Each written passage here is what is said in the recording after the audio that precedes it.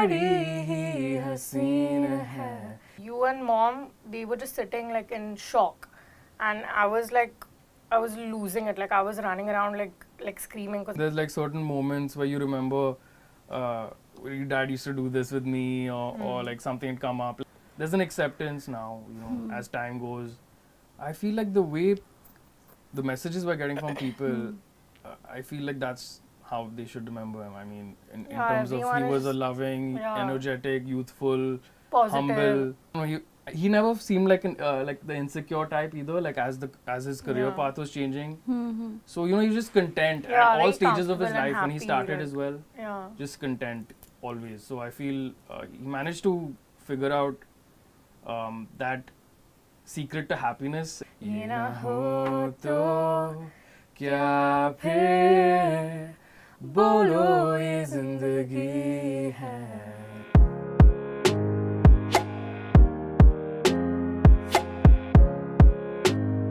Hello everyone. On KK's birth anniversary, we have with us today the light of his life, his children, Nakul and Taamara. Hi guys, welcome to News 18 Showsha. Hi. How are you doing? Good. Doing good. Great.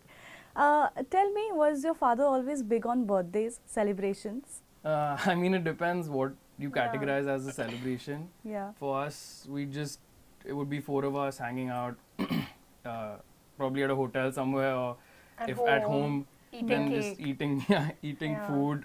His day at least would revolve around meals. Yeah. So food. starting from breakfast, his favorite breakfast, to his favorite lunch, and then dinner, that would be what we would revolve our day around. But other than that, I mean, he never held a party and called Yeah, or friends like or family colleagues. friends, like our really close family friends would come home for like dinner, or like it was a pretty chill. Right. Yeah. Homely mostly, I would say, and not anything too big ever. Yeah. But that's how he was, right? Yeah, Like, you know, appreciating the simple, small things in life. Yeah. Today is also special because you're, you know, hosting a concert as a tribute to him. Tell me a little bit about that. How did it come about? So, actually, I was thinking about, like, when Dad passed away, I was just thinking about how we would get through birthdays. Because we would spend all our birthdays together, you know. Right. And if shows were planned, he'd tell his manager, like, no, like, it's birthday, so, like, Yeah, there's no like shows. there was no work on birthday. There's no work. And if it together happened mostly. somehow, then, you know, that'd be a thing at home. Or we'll all go with him, like. Yeah. So all of us just started thinking on the lines of how we're going to get through these days. Like, my birthday was first, and then like last month, 24th July, and then his dad's birthday. So we're just thinking, you know, the best way to keep ourselves occupied and refocus and give him a tribute as well was to do a show, because he loved to be on stage, he loved performing, and it just felt like the right thing to do. Like, I couldn't think of any other way to spend his first birthday, so I told Tam. Yeah, and we never really sang like with Dad or for Dad much. Yeah. So it's like we're hoping like he'll hear us today. Absolutely. Yeah, also I think his peers like Benny Dayal, Shan, Preetham, they are also going to be a part of that. Yeah. Have you had a chance to sit down with them and discuss, you know, about their, you know, memory of KK? So Shan uncle had actually come home and we spoke for a good long time, like a whole evening he came over and he was telling us funny stories about when they had gone to a recording together, or like when just funny things, like funny about things, both of them, like mistakes in the studio and funny things Dad said, and gigs that they went together, and how Shan uncle would normally wear blazers and Dad would wear t-shirts. And this one gig, Shan wore t-shirts thinking, you know, I'll match with Dad, and Dad wore a blazer. Thinking and then he was like, oh no, you wore this today. So yeah, it was great hearing that. I mean, with the other artists, we haven't really had a chance to sit down and speak to them properly. But it'll happen, you know, over time. Everyone will have stories to tell us, and it's always nice to hear them now, because with Dad, he'd come home and tell us the recording was good, and then he just talk about whatever we used to talk about usually. So So tell me a little bit about the past 2 weeks. I'm sure it has been extremely hectic. You know, you have released Yaro, you know, Yeah. which is KK's, I think, chartbuster. We all remember it. It has Yeah. inspired an entire generation. How was that? Because, you know, I remember Leslie sir saying that, you know, you sound so much like your father. Tell me a little bit about that experience recording in the same Recording, yeah. studio. So I mean, we called Leslie a few days Yeah. before, and I'd asked him, "Where's this happening? You know, which studio?" He said, "Purple Haze." I had to do it there, Yeah. and me and Tam got really excited. We were like, you know, Dad's always told us about Purple Haze. Every time we crossed that junction, he'd be like, "That's Purple Yeah, Haze." yeah. Like, gone there and recorded a lot. So we were excited, looking forward to it, and then we got there, and just Mom was telling us that it looks the same, you know. So it was Yeah. kind of surreal being in that place because Even for Mom, like, because she Yeah. also has come there after like 20 something years. Oh, really? When Dad recorded Yaro first. yeah. So, And I remember being there and thinking, you know, Dad was in this very space, and it just felt like he was there sometimes, like, yeah. and you know, we just got into the booth and did our takes, a couple of lines, since we're doing it with many artists. And Taamara did hers first, and Yeah, and like, just it felt like when we were recording, it felt, Yeah. because it's really silent in the booth. Right. So that time it feels like Dad is with us. And it, like, Yeah. it was, because we knew like he came there so many years ago, so it was damn special, like, to be in the Yeah. same studio. But it must have also felt like, you know, that, you know, support system is still there. Yeah. for sure. Yeah. And everyone in the control room was very supportive, and Yeah. they just put us at ease. Hmm. So Yeah. because it was, I mean, we were familiar with the recording environment, but recording for other people and Yeah, and not like when in there's that like kind a of whole manner is a little. professional. Yeah. It's like we are used to just doing it in our own Ourselves, studios in our yeah. comfort zones. So I mean, they put us at ease, and then I went on to do my take, and I started singing, and I'm wondering why they're feeding me Dad's voice back, Yeah. and and they're telling me that was just yeah, my all voice. 4 of us were Oh, so outside. you were also a little taken I aback. was taken aback because I'm wondering why they're playing Dad's voice back. It's throwing me off. Like they don't need Yeah. to do that. And then We I all stopped looked singing, at and the each voice other, stopped. dude. And I was like, okay, wait. When he started singing, we all looked at each other and were like, why is he not singing? Yeah. Because it sounded like Dad. No, but didn't you hear him before singing? Yeah, but not this song and not those same lines, Oh, not my in the God. context of just after hearing Dad. Yeah, So yeah. when you had the comparison, it was like, who is singing? We don't know. Yeah, and I generally never sang Hindi actually. Like, Yeah, Okay. both of us We've like just never been sang. just, you know, learning music and all these other genres and different styles from around the world. Yeah. We just, you know, Dad's music was Dad's music. He's our father at the end of the day. So I used to love going for his shows and watching him perform. But like I never even tried to attempt singing because I was like, there's just no point. Like Yeah, and Hindi, we didn't used to sing it we didn't like used that to sing much. it. So Okay. So Dad's never actually heard us sing Hindi in that Yeah. way. Oh. yeah, and I actually I was working on an arrangement of Pal myself with Dad, like over the last year and a half or something, and we'd sat together, and just I think 3 weeks before he passed away, he came to my studio and heard it, and he heard me sing a little bit, you know, just to Okay. just to guide him as to what I'm looking for in terms of a vibe. And he was excited to do it, you know. He was like, after I come back from Kolkata, we'll sit and we'll record this and all. And he asked me to sing along with him, and I told him, you know, I You mean, do it. I've Of done course. this part, you course. just sing because people just identify with your voice. And then, so after he went, I've just been, I came back from Kolkata and I was singing in the bathroom, you know, I was singing really loud, and half Yeah, of it like was the just first tears. day, like you were having a bath or something. Yeah, yeah. I was And me just- and Mom were outside, and like we looked at each other and we're like, is Nakul singing? Like, and he was like singing really loud, like he was singing Hindi for the first time, and he doesn't sing much. Hmm. So Yeah. like, yeah, I think Yeah, I like don't it was sing much. helping him. You know, release. Dad used to tell me sing more, and I used to tell him I'll learn all this other stuff and get back to singing, because I used to sing in school and Yeah, you know, he's seen yeah. me in school perform on stage and stuff. But I just wanted to learn all this other stuff, and I realized that I want to be doing music as a career. I want to learn composition, production, theory, all of that, performance with instruments. And so I was doing that. I was, you know, into it, and I thought I have my voice, you know, I'll come back to it. I was also kind of nervous. I feel like I created blocks, And but then after Dad went, I just felt like that was the only way I could connect with him. So just started singing his songs loud, and slowly my voice started opening up, and the tears were, you know, I don't know. Gave way. They gave way, Yeah. And just after that, we've just been on this new path. Yeah. Is that the same thing for you? Like, you know, No, was like- music the way to connect, stay connected with your dad? Yeah, but like the first 2 weeks, I think, after Dad passed away, I couldn't even hear like his voice. It was too hard. Like me and Mom would just be crying, like if we heard. And all of his lyrics felt like he was talking to us. Yeah. So every time we heard, like if we heard something, we were just like, it was too hard.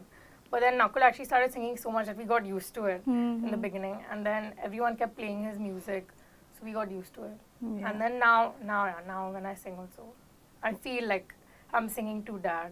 Yeah. I also started realizing that generally the vibe was pretty somber everywhere. Like people would come home and everyone would talk about the same things, and so I just felt like if I sang, like everyone started feeling happy, and it changed the mood. So I just started going to it, you know, to uplift everyone initially, and then it just became a thing. Yeah. So he was known to be a family man, but Yeah. we also know that, you know, he was extremely busy in recording studios or doing live shows. Tell me a little bit about, you know, spending time with him in your childhood. How much of him, you know, did you get to see at home? A lot. Like Dad actually kept a lot of time for us, like at home. And he normally would have gigs on the weekend. Okay. So throughout the week, like he'll have recordings, like, but most of the day he'll be at home with us, and like we'll always just be sitting together. Yeah, I mean, it was, you know, for other families that they have their father specifically going to work Busy.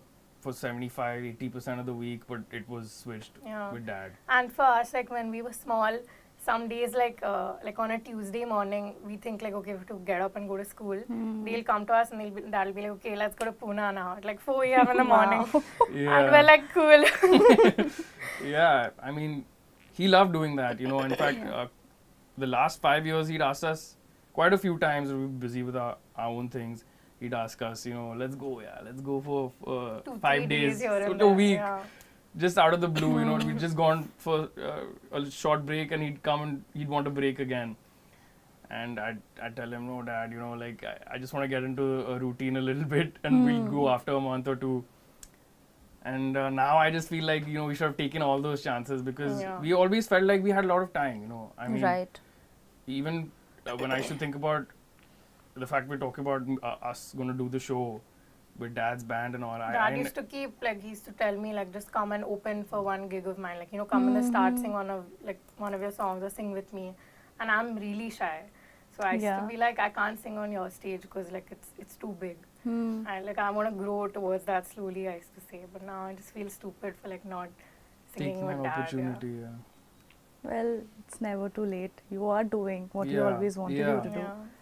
And I mean, everyone's telling us like he's with us, and we also feel like it'll be one big way for us to connect to him and make him feel at ease, if anything, you know, if he in some way can observe what we're doing right now. Yeah. But yeah, I mean, looking forward to it. We're both excited for sure, but it's like a bittersweet thing, you know. I mean, we're trying to focus on just doing it for Dad mainly. Yeah. When did you both realize that, you know, our father is really big and popular? I think, like, when I was pretty small, like, at some gig we went to for Dad's show.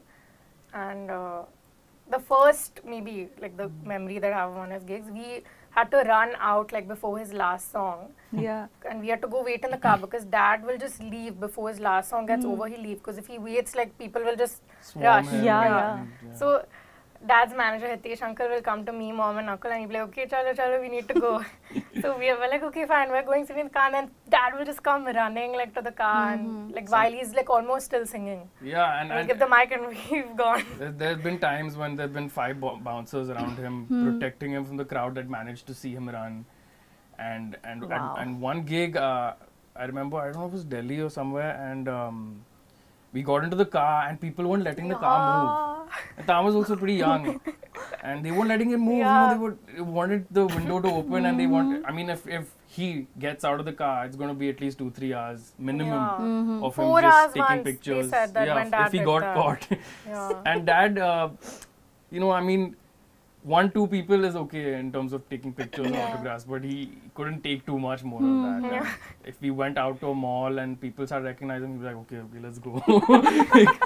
And during COVID, he was really happy because, in the sense, he had his mask on. Yeah. So he got that anonymity. We used to go to all places and Dad will be like, okay, no one can see me. Yeah. The silver lining in the pandemic. Yeah, exactly. I mean, he missed performing. You know, that was a big thing. We crossed the airport anytime, he'd be like, Yeah. I want to really sing. And so we felt bad for him. You know, the last 2-3 years for him have just been mainly not being able to do what he loved doing. Yeah. But I mean, we got a lot of time together, bonding. You know, more than that usual. was good, even. yeah. Because for 2 years, we would just be sitting in one room, all of us, most of the time. Yeah. Me and Nakul will wake up and then we'll just go to Mom and Dad's room and we'll just sit there till lunch. And then after lunch also we'll sit. And we were very protective of the whole situation. We wore masks, we sanitized every time we came home, and because we just didn't want anything to happen to any of us. You know? Right. And then in Jan end, the 3 of them got Omicron. Yeah. Okay. And after that, you know, there was no lockdown or anything like that. So Dad started performing again. And his gigs became really intense because like there was such a long break. Yeah. So all of his fans also were like really Waiting excited like for him to start gigging again. Right. And so his gigs were even more high energy than they used to be. And kind of exerted himself. I feel like he had this backlog that he wanted to really perform, and whatever he missed out on, he wanted to make up for it. Okay. You know, the film industry, the music industry also along with it underwent a drastic change in the last few years. I remember speaking to Shan once, and he said, you know, people like me, Sonu or KK, you know, we still have to go through these sessions where we have to send our scratches, and we might necessarily not be the chosen ones, you know, somebody younger, newer might get selected. That's why we are not out there in the playback singing scene anymore. I'm sure, you know, he went through the same thing. Was he ever upset about it? When it came to that, I don't think he was ever upset. I mean, he knew the rite of passage, you know, like you have, in fact, since the past 6 years, he's been telling used to always be shocked that like how is it still going for him, like, you know, like he'll be like, he used to say like, all these young guys have come now, you know, and he'll tell us like, okay, they got to do their thing, you know. We can he was very open about it, and for him, his main source of, I would say, what is the word? I mean, like purpose was to go and perform. He just loved that, like even if like in a month, like 2 weeks or something, no shows are happening, Dad's like starts getting restless. He's like restless. He's like, I want to go. So yeah, I mean, especially after I think the Kapil Sharma episode, he went on. After that, like the craze kind of went even higher, and you know, he was also enjoying it a lot. You know, getting back into it. Because Dad didn't do TV and all that much at all. Right. So when he did that, I think like people were just so happy to see him on TV. Yeah.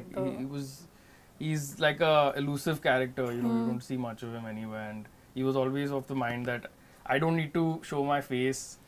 People should know me through my voice, and that's how it always was. It was why don't you both sing something for us? A favorite song of your dad.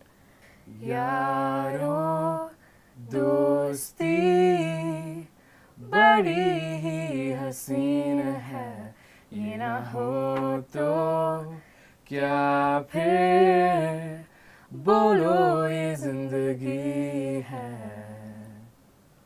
Lovely, that's so nice. Thank you so much for that. This is the most we've also like sung together. Yeah. We also never used to sing together. Oh my God. was so shy, she wouldn't sing in front of me. I don't sing in front of him, Mom, Dad, like no one. So like in the last 50 days or something, the first day when I got her to sing in front of me, I told her, listen, you gotta do it.